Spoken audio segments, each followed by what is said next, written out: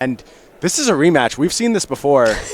Aaron has had Dilks' number every single time. So here's the thing. You said Dilks doesn't frequently lose with Amulet Titan. You know where Dilks does lose with Amulet Titan? Against Aaron? The playoffs. That is true. That is true. And look, sometimes I hate these narratives because they are true until the moment they're not. But starting to be a little talk around Edgar and not being able to convert in these top 8 situations. He's been here a lot. And I don't think Edgar caves. I don't think he feels the pressure. Magic is a game with a ton of variance. Sometimes it just breaks that way. But he wants that trophy, really wants to finally put one on the mantle. Right. At this point, it feels like this is the match of the tournament, even though it's only the semis. Right? This is Edgar trying to close out that trophy and Aaron trying to make history. Such huge stakes here. And we're going to start off with the free cantrip, Once Upon a Time from Aaron, then Young Wolf. Going to go ahead and come down, and a Once Upon a Time from Matthew Dilks. Modern staple, Young Wolf. Yeah. I got my foils recently, I believe. I think this card is here to stay. Dryad of the Elysian Grove, of course. This is the huge new pickup. I know you're a big fan of this card. Oh, yeah.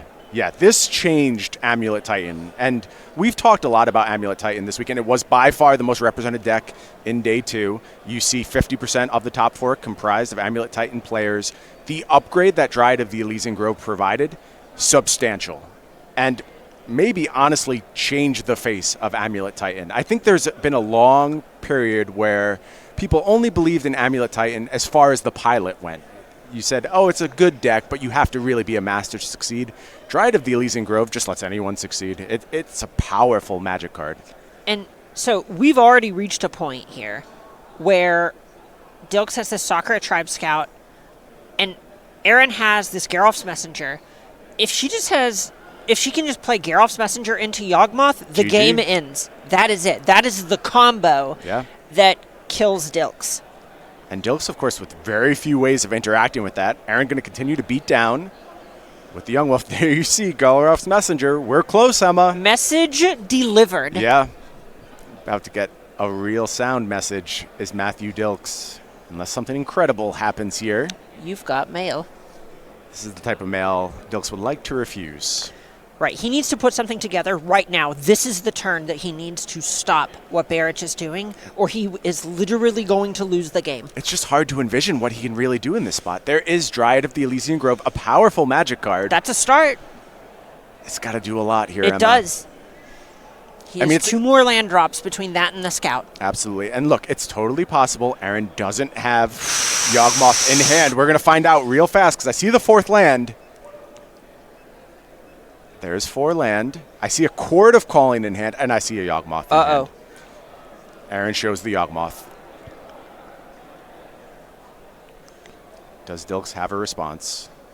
It's time. Yeah, it's scoop time. That's the response. And that is why, fundamentally, Aaron Barich remains favored in this matchup. And you see a look of pure disgust on Dilks' face. What is he supposed to do What do you here? do on the draw? That's the thing, is if you don't have one of your busted amulet draws, where you actually have, say, an amulet or 2 even, you're going to struggle against these because your deck is incredibly resilient, but that's not the game that Barich is playing with this Yawgmoth deck. Right. And, of course, by virtue of the incredible performance in the Swiss rounds, the team of Barich, Neenan, and Hand on the play throughout this top 8. Right, and that's so huge. So going into this round, we were talking off to the side, and, Dilks can steal games, but it's basically going to require being on the play unless it's one of those bananas amulet draws. And by virtue of being the lower seed here, Dilks has to win 2 games on the draw. Right. And that's just such a tall order. He's already lost one of them. Yeah, deck already starting to be stacked against Dilks. It's funny. You would expect in the face of Aaron's victory, people to adopt this Golgari Yawgmoth strategy en masse, and then there to be some response from the other side, some accounting for this archetype. I mostly don't feel like that's happened. No, at this point, I feel like Yawgmoth is in the phases of archetype development where it still needs to be proven as a deck. And I understand where a lot of people are coming from. Cards like Young Wolf aren't impressive on their face, so being skeptical makes sense, especially when Amulet Titan feels like it just kind of keeps getting new tools after new tool after new tool. I don't know. It's hard to be skeptical about anything Erin has done recently on the SCG Tour. Just absolutely crushing it. I've often referred to her as a master of the aggro strategies, but just proving the range, succeeding with absolutely every deck at this point. Yeah, absolutely. She's very, very tight. And something like this is right in her wheelhouse where it plays to the battlefield and is doing a lot in terms of combat math in order to try and win. She's an incredibly experienced infect pilot. Right. And we see a lot of those skills shining here with just squeaking over the finish line in the fair games with Yawgmoth. Yeah, I've been very impressed in the fair games. Why don't we talk sideboards for a little bit? We'll start over on Erin's side. You see 2 copies of Veil of Summer, 2 Thoughtseize, 1 Damping Sphere, 1 Phyrexian Revoker, a Kitchen Finks, Obstinate Baloth, Plague Engineer, Reclamation Sage, Thrashing Brontodon, Abrupt Decay, Assassin's Trophy, Ashiok, Dream Render, and Lost Legacy. What do you want to do if you're in Erin's seat? All right, so the things that I'm initially looking at here are these top few cards. Thoughtseize, incredible against a synergy deck like Dilks. Damping Sphere, naturally great against all of the bounce lands. Ashiok Dream Render, going to be incredible against anything that wants to search its deck a good amount. Lost Legacy, taking Primeval Titans, frequently going to be lights out. You could look at something like Assassin's Trophy if you want a little bit more interaction. But really, I think Erin just wants to be able to reliably combo and just stop Dilk's most, we'll just say most busted draws. Sure. Meanwhile, over on Dilks' side, we are looking at 4 Ether Gust, 2 Engineered Explosives, 2 Beast Within, 2 Dismember, 2 Force of Vigor, a Field of the Dead, a Radiant Fountain, and a Reclamation Sage. What are the options here for Dilks? So, against Devoted Druid earlier, we saw a bunch of Aether Gusts come in because it plays well against Devoted Druid and cards like that, but it's not going to be as powerful against Yawgmoth, so I don't think we can bring in every copy, but some number is certainly within reason when you're just trying to buy time. Engineered Explosives can be an effective tool. Beast Within is another one, and Dismember is the biggest card that I'm looking at bringing in here because it is just a 1-mana way to tag a Yawgmoth. Dilks, of course, has to very carefully strike the balance between maximizing his busted draws and finding meaningful ways to interact with what Erin is doing. It's a tightrope walk. If anyone can nail it, it's certainly Dilks, but this is not a matchup he's comfortable in. He is comfortable, though, in that Karnox gaming chair, where you see him fully relaxed.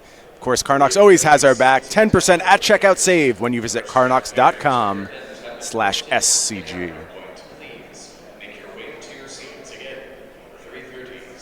One of the benefits of success on the SCG Tour, you get to sit in a Karnox gaming chair. Yeah, that's always one of the things that's felt nice. You know, even when you get one of, say, the backup feature matches where you aren't on camera, you get a little bit of elbow room, and now you get the comfy seat. Absolutely. All these players in our top 4 well-versed with the comforts of the Karnox gaming chair. I bet Baker's going to show up to more events. That's true. Now that he's sat in one, can't pass anymore. He's had a taste. That's all it takes. Next time we see him streaming, he'll certainly be locked in a Karnox gaming chair. We're resolving some mulligans here. Pretty confident Dilks has taken at least one mulligan.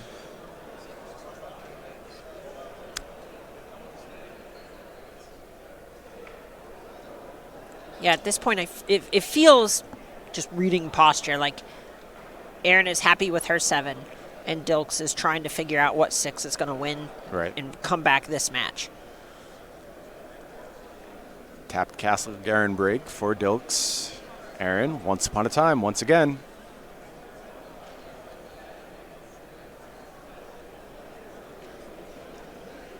You know, I don't want to count any chickens here, but if this matchup is as favorable as we believe it to be, there's a good chance Erin has to face this again if her team moves on. So you don't want to count any chickens. I do not. I just want to point out that it's a very well-positioned deck, given how much Amulet Titan we saw in the field.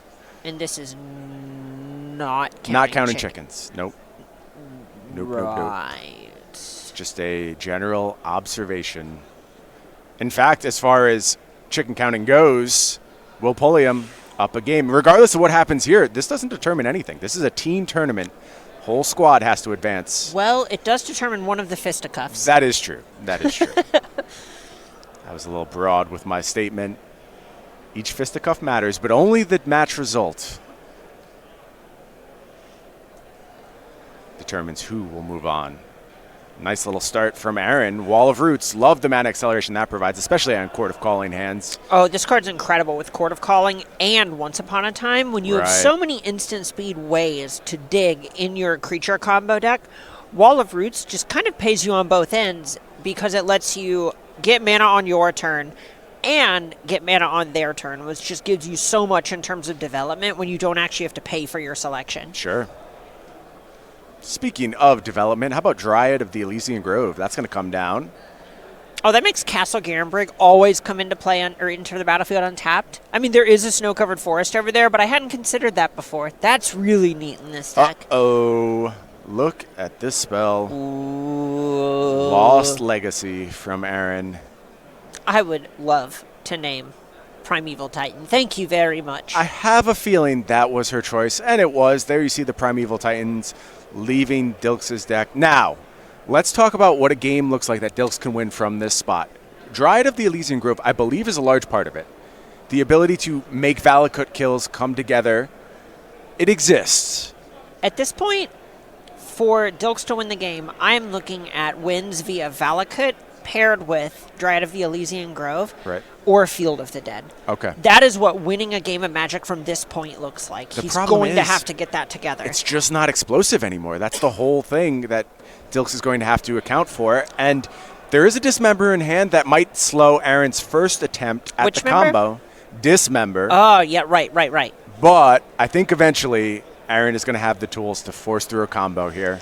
And, we do see Barich choked a little bit of mana, though, which is going to buy Dilks some time. Well, good point. And Dilks he knows he is firmly in the control role now. You mentioned that before. He's not explosive. So it is sort of pivoted to where Dilks just needs to survive while making land drops. His step is going to be Transmutation of Talaria West. That's going to bring Valakut to the table. All right, that's step one. Yes, it is. We're still a ways off, but this is the path forward. Well, no, 0 of his, we'll say, quote-unquote, 3 land drops this turn have been made, so theoretically he could start any time. Here's step one.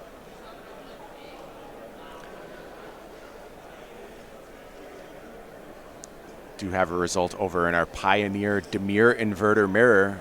Edgar Magalhaes up a game there.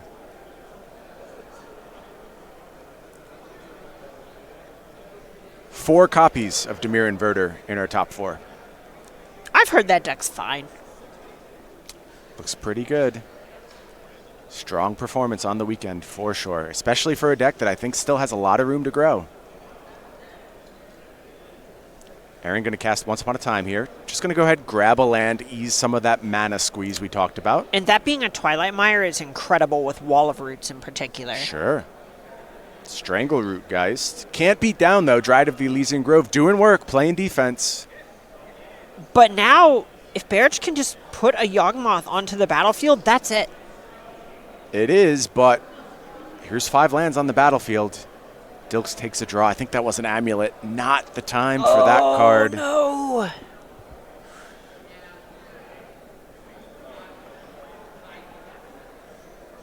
Dilks going to play second Dryad and pass.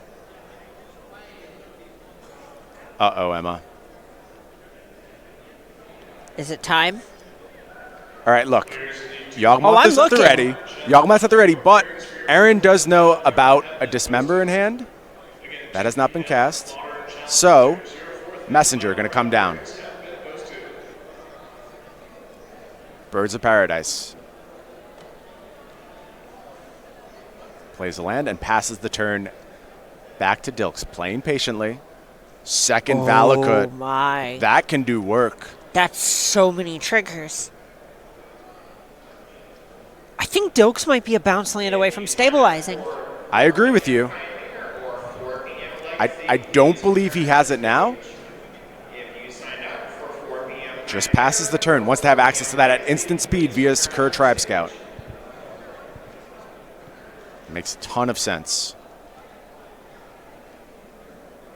How does Aaron want to play this turn? Going to put a counter on Wall of Roots. 4 mana tapped. It's Yawgmoth time. All right, well, it's on Dilks now. Figure it out. If anyone could figure out this spot, it is Matthew Dilks, the Amulet Master. Can he weasel his way out of this battlefield? I honestly do not know if there is a path forward. This is tough. It may turn into a game where whoever blinks first loses. I could see that. 3 virtual removal spells available to Dilks. Dismember, 2 Valakut triggers. Step 1 is a sacrificed Geralf's Messenger. Dilks going to pay retail for Dismember? This is cool. Well, you don't want to pay the life against the Geralf's Messenger deck. Right? Unbelievable. This is something that Amulet can do now. Don't make it weird. You see Yawgmoth, Thran, Physician, of course, Modern Horizons print.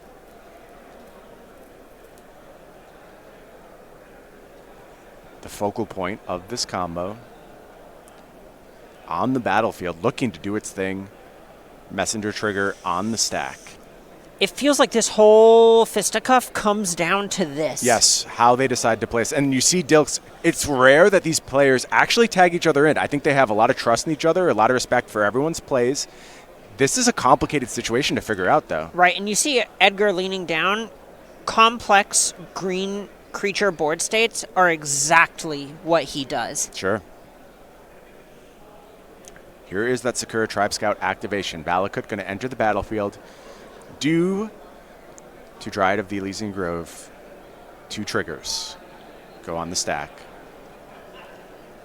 Where does Dilks assign them?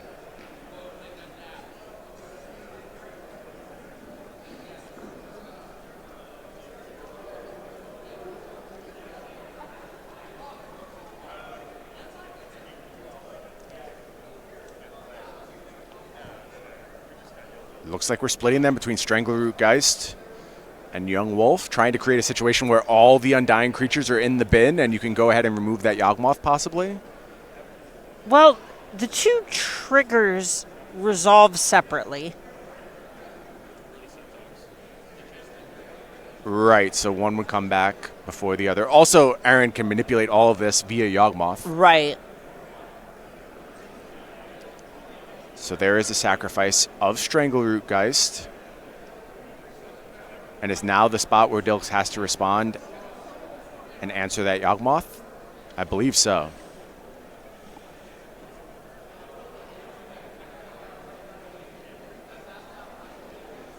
Three mana tapped. Time for Dismember. Targeting Yawgmoth.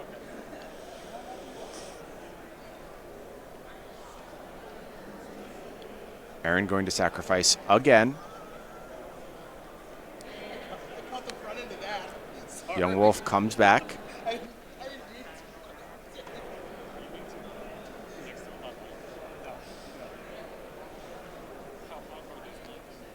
And this is the messed up part of this deck, is that ostensibly Aaron's combo has failed here.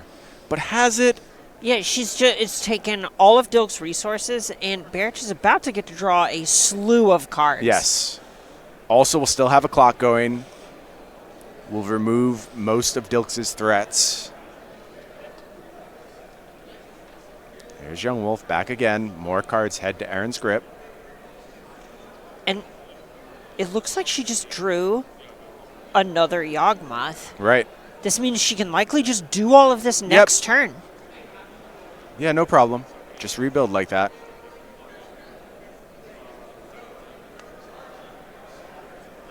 Now these old Undying triggers are going to happen. These creatures are going to come back. One Dryad hits the bin.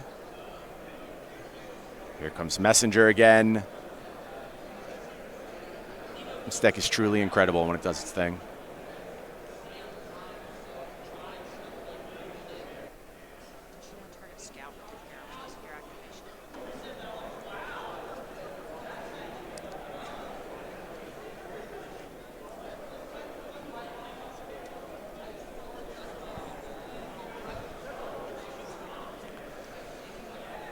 So Aaron has rebuilt. We know Yawgmoth already in hand. Reclamation Sage blows up the last Dryad. There's nothing for Dilks now. What is the path forward? I mean, I think this is just it. I think the writing is on the wall.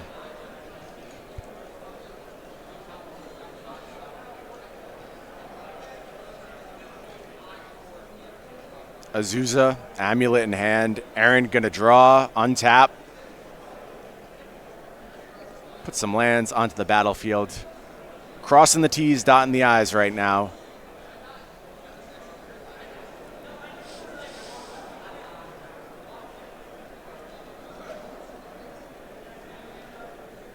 Step 1, it's like a Blood Artist. Sure, why not? Step 2, Yawgmoth. That is going to get the handshake, and Aaron Barich wins 2-0 in the Modern Fisticuffs over Matthew Dilks. We have certainly identified Dilks' kryptonite. It is Aaron Barich.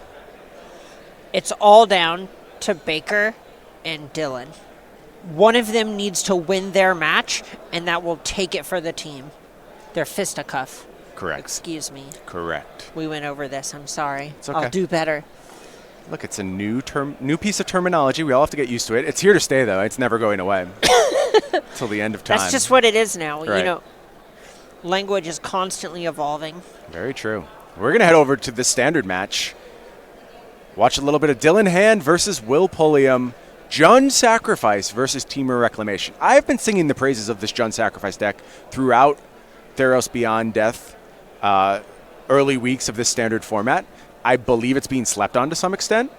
I completely agree with that. I think that this is the kind of deck that once you actually know all of the lines, it's incredible. But it does have a pretty high bar to clear in terms of what you need to know about the deck. Sure. In order for it to be as good as it is. I also think it benefits from some format knowledge, and that is starting to come together at this point.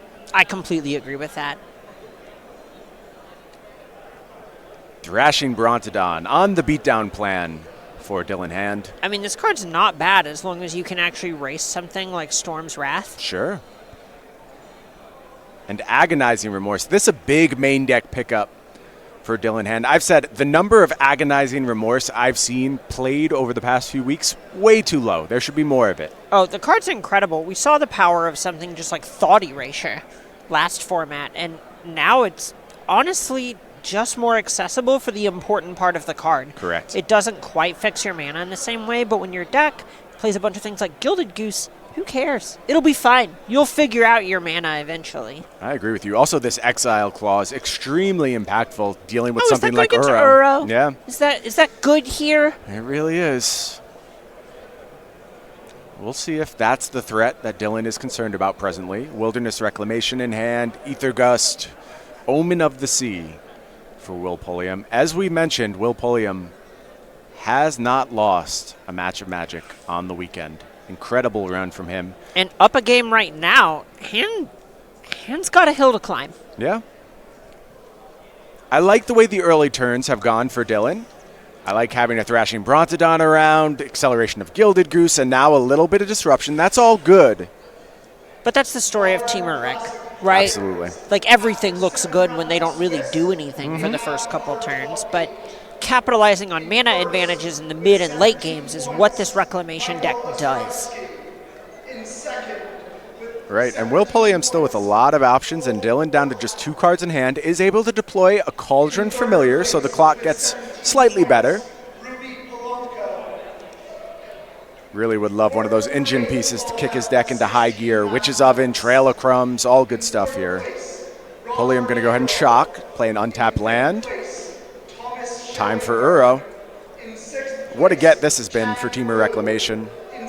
Oh yeah, just getting to put the land into play here is so huge, especially when it doesn't feel like you're really having to take a turn off for it because of the little bit of life it gains here.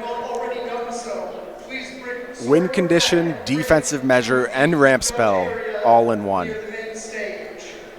Pairings are now going to be posted. Please take a look at pairings to make sure that you have the correct. Dylan continues on the beatdown plan, Thrashing Brontodon, Cauldron Familiar, a motley crew of attackers, but 4 per turn, not too shabby. And Honestly, it feels like this is about a good amount of pressure to be applying without having to commit too much further into a Storm's Wrath if you don't have some sort of way to actually prevent it. I agree with you. Pulliam draws for the turn. Looks like he picked up a copy of Expansion Explosion. Little early to leverage that one. Not a lot of graveyard company for Uro right now, so that's not coming back. Will's going to play a Castle Vantress. Looks like a copy of Growth Spiral available. Not a ton of green sources for that Uro either. Good point. Short a green source right now. Gilded Goose going to go ahead and make a food token at the end of Will's turn. Pressing H to honk is what we call that. Love it. The Goose is loose. Causing problems on purpose, as is this beatdown plan from Dylan Hand. I see a Mayhem Devil in Dylan's hand. That can be worth a ton of damage later on. Once again, 230 Pioneer Challenge players, your third round pairings have made their way to the pairings board.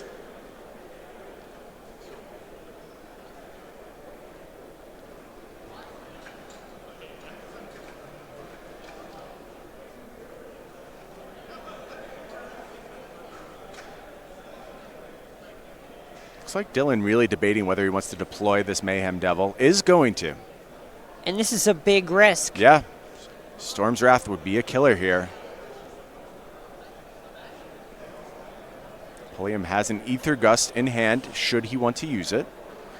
Get a little bit more information first. How about a Growth Spiral?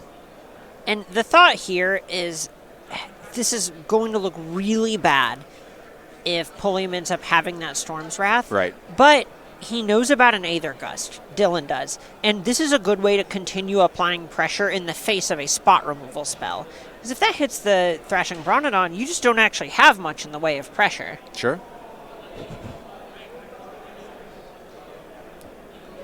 There's a constant dance you have to do against sweepers. You figure out exactly the right amount of pressure to apply. Here in Dylan's spot, I think playing the Mayhem Devil finds that right amount of pressure. Certainly there's a ton of investment onto the battlefield, but if Pulliam doesn't do much, you're just going to run away with this one. And now there's this dance with this Aether Gust targeting the Thrashing Bronodon where Dylan needs to figure out if he wants to actually draw certain cards, sacrifice it to get a ping with the Mayhem Devil, crack the Fabled Passage to not have it get shuffled away, and so on. Yeah, looks like he decided, wanted a point of damage, also wanted to answer that Omen of the Sea. And this is just choosing to make it worth 1 point of damage rather than it costing a draw step later on. Tight decisions. Could be pivotal. It's a big turn for Pulliam. Takes one from that Mayhem Devil on the sacrifice of his Fabled Passage. Feels so bad. Love a good Mayhem Devil. Shocking that it triggers on both sides, but it does. Pinging, actually. Not pinging. Be too good if it was a shock. Can you imagine? Oh, don't let me.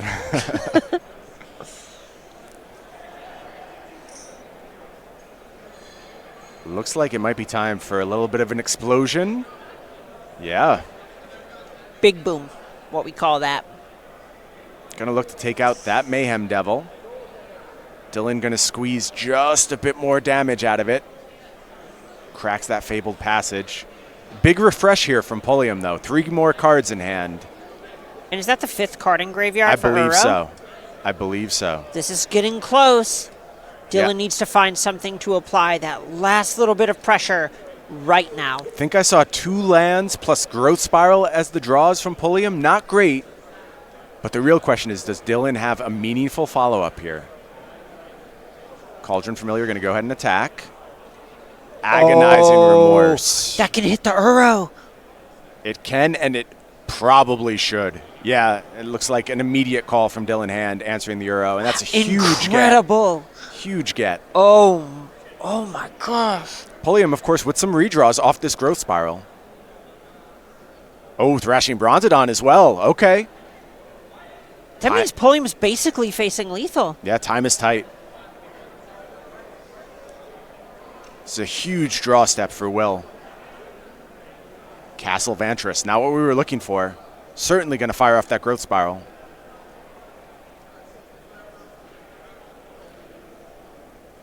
And the peel. Takes his draw. Storm's Wrath? Was that a storm? I think it It was. was a Storm's Wrath. Oh, it was. What a draw from Will Pulliam. And that puts Dylan back to square one. Drawing off the top of the deck, needs to find some quick pressure because Pulliam will rebuild quickly from this position. Castle Vantress at the ready. Cauldron Familiar going to come back. That matters. Pulliam is in range. Down to just 4. Let's not forget Castle Lockdwain at the ready for Dylan. Looks like Agonizing Remorse again.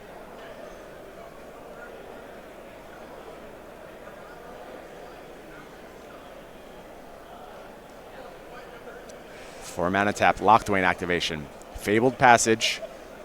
Crack that time for Agonizing Remorse. Just check, see what's going on.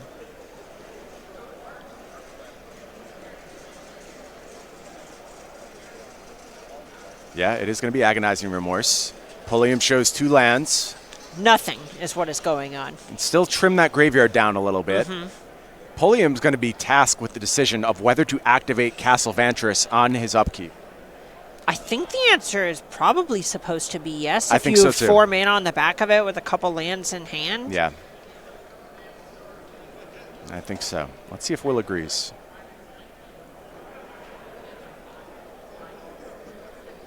Reaching for a bunch of lands. There we see Castle Vantress. Scry 2 for Pulliam on upkeep. Land gold card. Maybe Uro.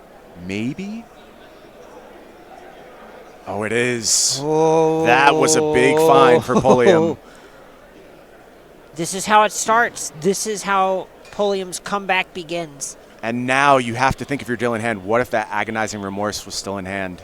It was a tough call. Certainly Pulliam's hand could have been full of gas in that spot. Cauldron Familiar. Going to bring Pulliam down to 5. Witch's Oven. Okay, this is something. It's a meaningful find, but in the face of that Uro, it could get outscaled real quickly. Dylan, though, finds a second Cauldron Familiar. Meow. This one's tight. Do we have the 5 cards available in the graveyard right now? It's so close. Yeah, I can't quite make it out. I don't know the answer to that question. If not, this is a real perilous draw step.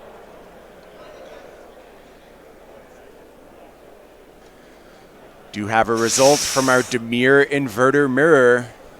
All tied up. The One game Demirer, apiece. if you will. The Dimir, yes. Well done. I'll allow it. Love it. Love for Scry things to 2. be allowed. 2 meaningful ones on top. Growth Spiral, Storm's Wrath. Will says no to both. Takes a fresh Looking for draw. something specific here. Yeah, that points to there being 5 in the graveyard for Uro if you're passing on that Growth Spiral.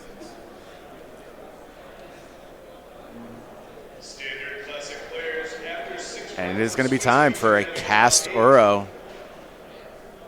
Pulliam gets to take a draw, pad that life total, get some more mana on the battlefield. Second Uro, Oh. and this one's starting to slip away. Do have a result from our other match. The team of Cassis, Ingram, and Baumeister moves on, defeating Harvey Jones and Fear are going to be making a finals appearance here at SCG Richmond. Something like a Corvold needs to be found right now. Needs a huge draw, does Dylan Hand. Gilded Goose. Not quite what we were looking for. Going to go ahead and activate that castle one more time.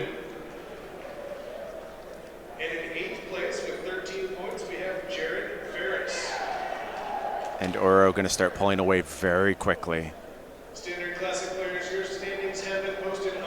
Well, it doesn't look like it was a land. It does not. And now the turn has passed back to Will Pulliam with all the mana in the world and Expansion Explosion in hand. Going to go ahead and activate that Castle Vantress after draw. I believe Omen of the Sea left on top. attack with Uro. Why not? Gain 3, draw a card, put a land on the battlefield, do whatever else you want. I think that might have been a Wilderness Reclamation. Dylan going to make the quasi-chump block. Of course, going to sacrifice that Cauldron Familiar to the Witch's Oven. 1 life down, 8 to go. Yeah. That is Wilderness Reclamation in Pulliam's hand, and this one is very close to over. That's got to be lethal. If you're shocking with the Stomping Ground, it almost certainly is. Modern classic players, if you are in Oh, yeah, this is literally 15, Yep. I believe. It is. please go to the And there's no reason not to go for it here. Oh, yeah. area where the event was being held now. Yeah, Pulliam. 14 lands plus 5 is 19 minus 4. Yeah, this is for 15. Floating 5 here. 1 turn, do it, arm on the table, rotate it.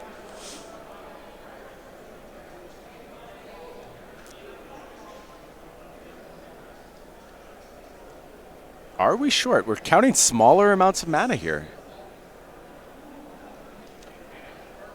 15 doesn't technically win, since 2 cats puts hand to 1. Okay. So just leave up mana for Castle of Antris activation. A little bit of safety. Yeah, at this point, Draw it doesn't feel like there's a 9. huge difference. Yeah.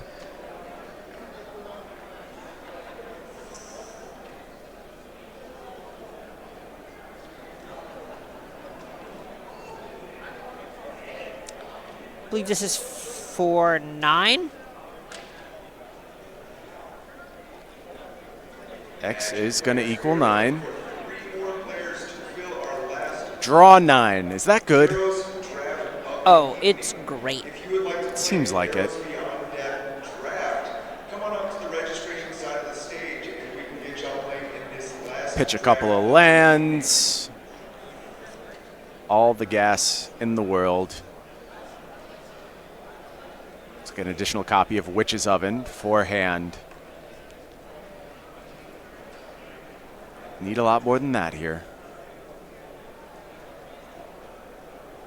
There is the oven.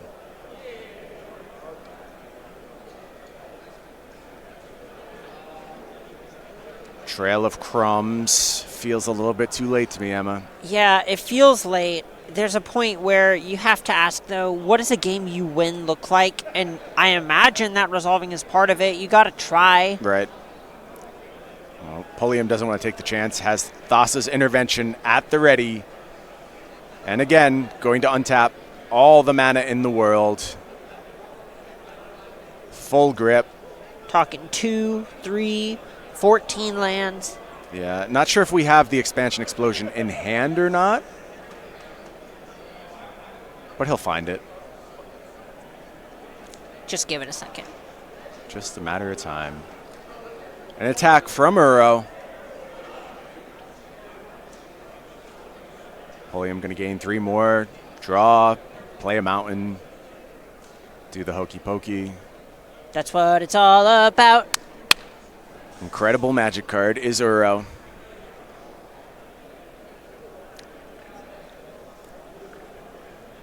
Shining in the Pioneer format this weekend as well. Cauldron Familiar going to show back up to the party, looking That to make a should block. do it. Yeah, I don't think so. Not in this spot. It's very well behaved, Brian. It's true. It's just doing its best. The cat's meow, really. Omen of the Sea from Pulliam. We're just searching for that explosion. And love this. In response to the trigger, going to go ahead and scry. Throw a couple cards on the bottom. Going to scry one more time. There it is. Sometimes you just got to build a 4C. Yeah, and that 4C is going to get the handshake. Will Pulliam takes down Dylan Hand 2-0. Will Pulliam undefeated on the weekend. And they need it. They needed it this match. Absolutely. Will Pulliam clutch one more time. And that means There's nothing left to give on either side. the highest stake game of Magic available in this round. One game apiece. Baker Neenan, Edgar Magalhaes. This to see which team advances in the Demir Inverter Mirror. The Demira. The Demir, as it has been beautifully named by Emma Handy. Aww. Magic's a beautiful game. Uh. Less enthusiastic about that point. Okay. Look, honestly, I love Magic, right? I'm obviously here. I think Magic's great. Sometimes you just think of a punchline and you can't not. I understand.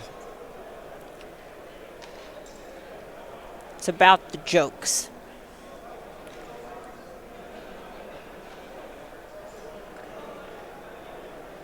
So we saw this matchup before. On Magalhaes' side, we speculated as to whether Pack Rat could be a large part of the plan. Don't know exactly how Magalhaes is playing the mirrors, but we'll find out in the course of this game. Going to go ahead and Thoughtseize Baker. Pretty stock grip here. Omen of the Sea, Thassa's Oracle, Opt, Sensor. Yeah, there's only so much you can really afford to dilute your game plan, right? Sure. And a lot of it is just kind of cantrips, your combo, and then other things, right? Even if you are shaving on combo pieces, pivoting your plan a bit, and so on, you're not cutting Opt. Right. Yeah, need to make sure the deck comes.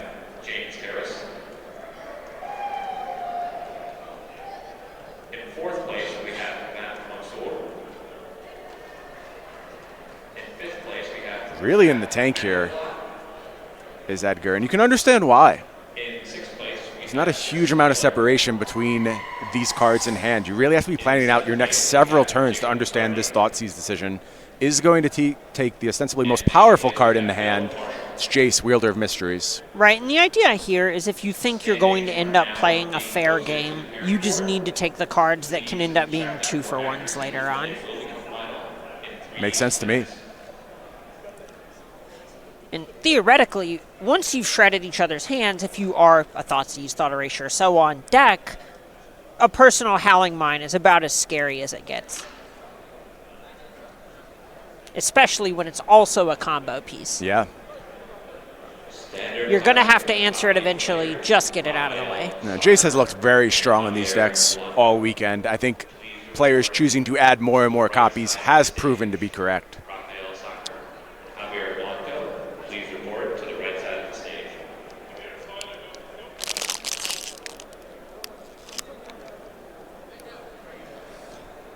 Both players just building resources. Notice the pace of play has slowed considerably. There's so much on the line here. Right. Stakes so high. Every decision fraught with peril. Baker saw a couple cards he liked there. It's always just so demoralizing when someone plays something like Preordain, Omen of the Sea, etc., and says, you know what? Keep. Both is good. Perfect. Just how we drew it up. Love both of these cards. I'll take them home.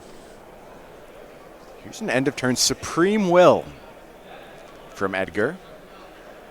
And this is more or less serving as bait. If Baker were to bite with something like Sensor here, then it's going to let Edgar resolve something like a Jace. But if Baker has the read and thinks that you just got to do it anyway, then you're going to pull the trigger. It's kind of hard to navigate into a spot where Sensor's going to do anything. Right, it's also possible Baker just has found Mystical Dispute. He had, but Edgar at the ready with another copy of Thoughtseize. And honestly, the Dispute wouldn't have really done much here. Instead, Baker would have had to use something like Drown in the Lock to fight this Thoughtseize. Thought Erasure coming out as well. And as you forecasted, Baker's hand just being picked apart here. However, notice a critical missing piece there, Emma? A land drop. Yeah. Well, there are a lot of cards in Edgar's graveyard, and he left a card on top.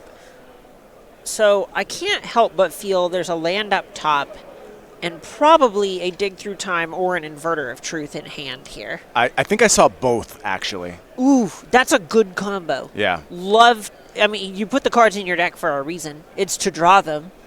Absolutely.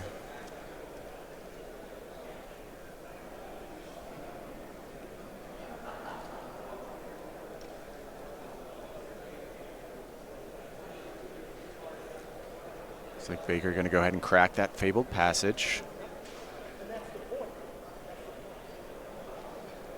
Plays Inverter of Truth. Starts to shuffle. Says, you know what? We're good. Yeah, and now Edgar's going to write down Baker's library. So, Emma, this one's coming to a conclusion very soon. Oh, one way or another, we're here.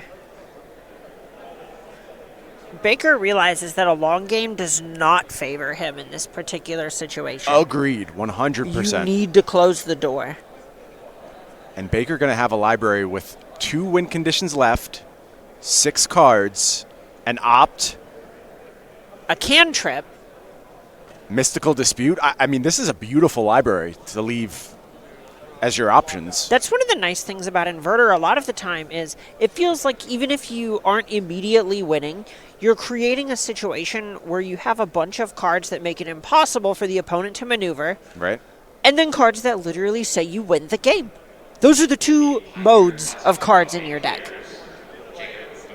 Sure, there's a Fabled Passage that doesn't do anything, but that's 1 blank.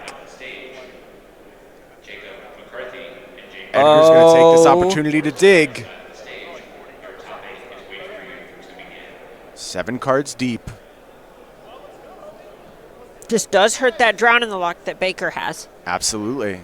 And I think there's a Mystical Dispute in the mix. That's huge. That's going to counter one of the spells that Baker has. I don't know if that's going to be one of the cards taken. It looks like Edgar's already pulled 2 aside. Didn't quite catch what they were.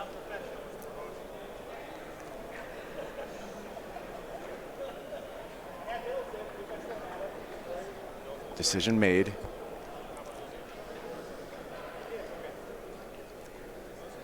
Has to be a land drop here. There is. And you know, there's a spot.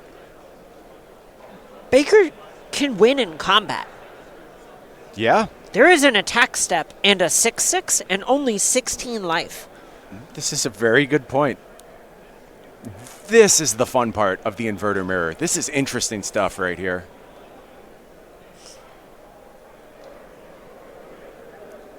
What did Baker draw? There's even an Ipnu Rivulet on Neenan's side. Wow. That's an interesting one. That can change everything. That can turn on Drown in the Luck. Good. In a pinch. There is so much happening here. Omen of the Sea still on the battlefield. Can set up the perfect draw on the next turn. Lots of options. Just going to go ahead and slam that Jace. Edgar at the ready with Mystical Dispute. Baker plays a Scryland.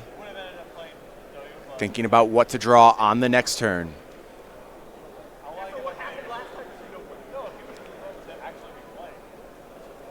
This is so tense.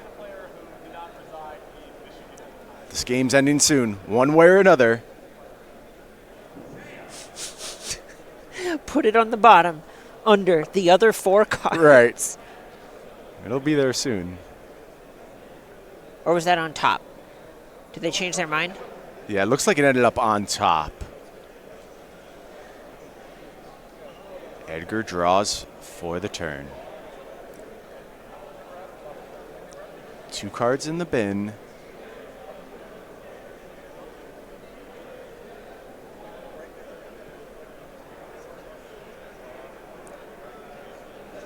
Knows the contents of Baker's library. Knows there's a Thassa's Oracle waiting. Right, and if Edgar casts an Inverter, and Baker rips the Oracle, that's it. GG. He can Ipnu Rivulet himself, cast the Oracle, that is the game. Everything comes down to these decisions. Edgar certainly knows that, and maybe that just means he has to cast Inverter of Truth on this turn no matter what. I'm seeing some head shaking from Edgar. That tells me he's someone who feels like he is out of options, and he doesn't like the way he is forced to play presently. Yeah, just okay. Well, I got to play a numbers game, so time to play with the numbers. Let's go. Once again, at 3:30, sealed spectacular players, your next round pairings have made their way to the pairings boards. We don't often emphasize this part of the game in coverage, but there's a lot of information being given up right now too.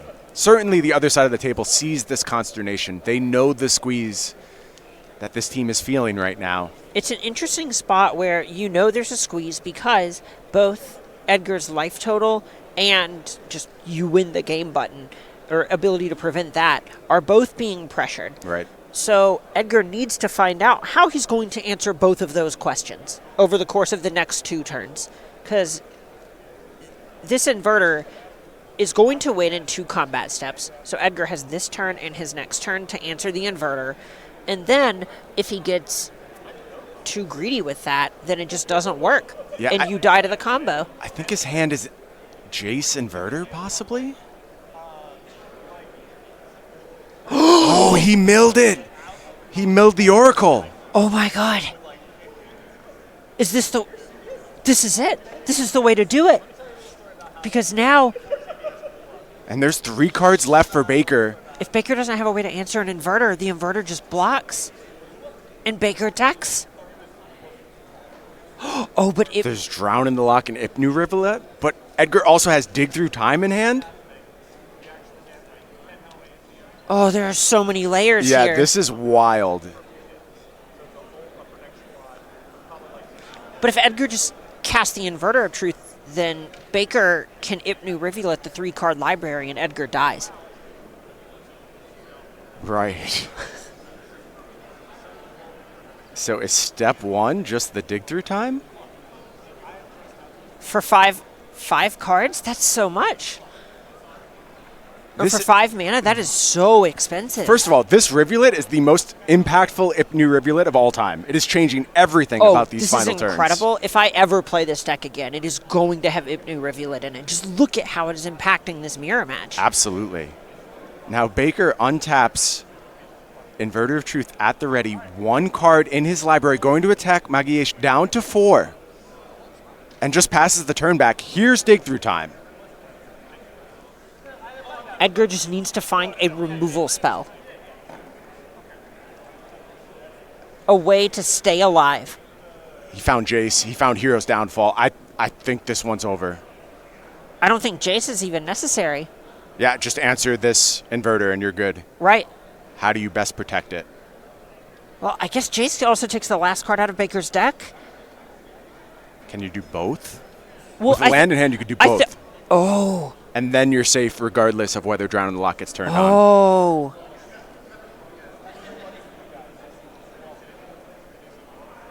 And I think we saw a land. I think Edgar had to show it for Right. the choked estuary. So this just might be a safe setup.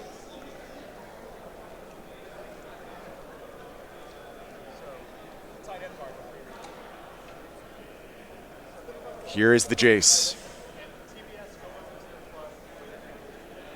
Yeah, crack Ipnu Rivulet. 4 cards in the bin. Gonna go ahead, cast that Drown in the Lock.